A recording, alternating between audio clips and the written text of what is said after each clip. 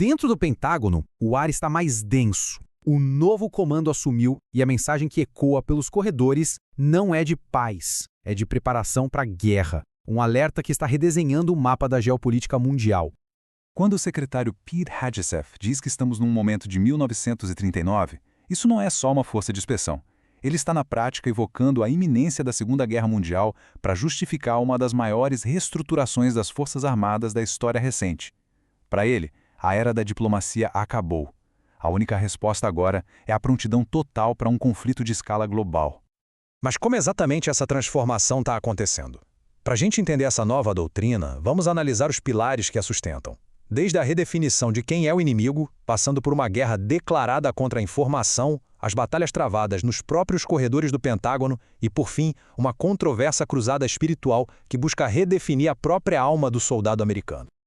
Para entender a tempestade, primeiro a gente precisa conhecer o homem que a comanda. Afinal, quem é Pete Hegseth? E que mandato é esse para uma mudança tão radical que ele acredita ter recebido?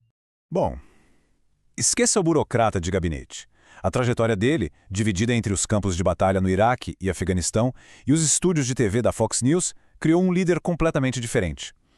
Ele não se vê como um secretário de defesa. Ele faz questão de usar o antigo título de secretário de guerra.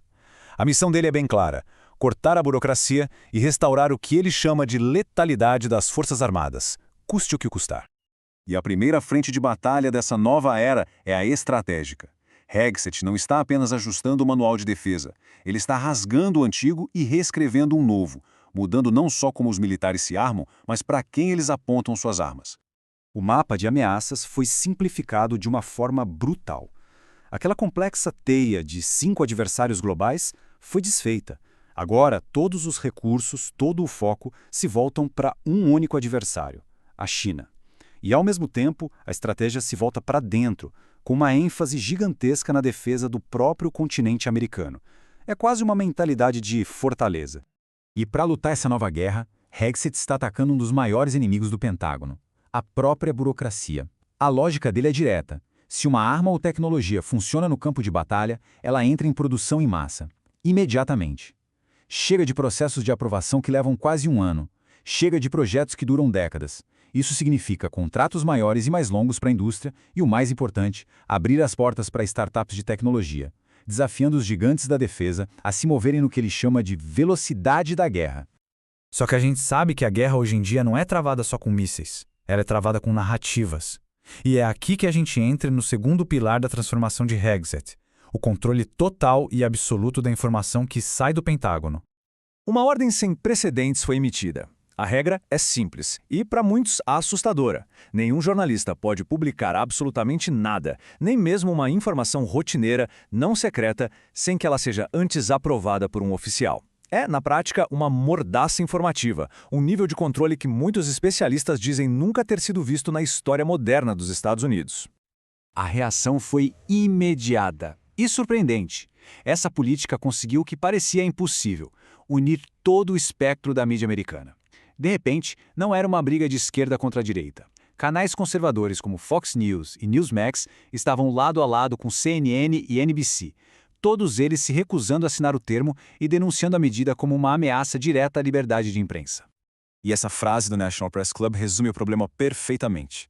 Para os defensores da liberdade de imprensa, a questão não é segurança nacional, é censura. A preocupação é que, a partir do momento em que o governo aprova o que pode ou não ser noticiado, o público deixa de receber jornalismo independente e passa a consumir propaganda oficial. E se a batalha com a imprensa já é tensa, a guerra que está acontecendo do lado de dentro é talvez ainda mais sombria. Uma cultura de desconfiança e paranoia começou a se espalhar pelos corredores do Pentágono. O que aconteceu sob o comando de Hegseth foi um verdadeiro expurgo, não tem outra palavra. Oficiais respeitados com décadas de serviço foram simplesmente demitidos ou forçados a sair, criando um vácuo de liderança e um clima de medo entre os que ficaram. A suspeita virou a norma. A caça a vazamentos chegou aos níveis mais altos, a ponto de ameaçarem o chefe interino do Estado-Maior com testes de polígrafo. A confiança, que é a base de qualquer organização militar, foi substituída pela paranoia. E para fechar o cerco, o sigilo se tornou padrão até para o trabalho do dia a dia. funcionários são obrigados a assinar acordos de confidencialidade até mesmo para tarefas não secretas. É uma prática que sufoca a comunicação e cria silos de informação onde um lado não sabe o que o outro está fazendo. Mas talvez o pilar mais controverso, o que realmente redefine a essência dessa transformação, não seja estratégico nem administrativo. Ele é espiritual. Uma nova fé está sendo tecida na própria estrutura do Departamento de Guerra, levantando questões profundas sobre o propósito final de tudo isso. Hegseth declarou com todas as letras: estamos no meio de uma guerra espiritual. E isso deixou de ser apenas a crença pessoal dele para se tornar, na prática, uma política de Estado, trazendo a religião para o centro das decisões militares de uma forma que desafia a tradicional separação entre igreja e Estado. E isso não é só discurso, está acontecendo na prática. Os canais oficiais do Pentágono agora produzem vídeos que misturam imagens de caças e mísseis com versículos da Bíblia. Foi criado um serviço de oração do secretário de guerra durante horário de trabalho. A mensagem para a tropa é bem clara. A fé, especificamente a fé cristã conservadora, agora é parte do uniforme. E claro, isso acendeu todos os alarmes. Críticos apontam que essas ações podem ser uma violação direta da Constituição, que podem coagir militares de outras religiões ou sem religião e que estão borrando perigosamente a linha entre a fé pessoal de um líder e o dever oficial do Estado.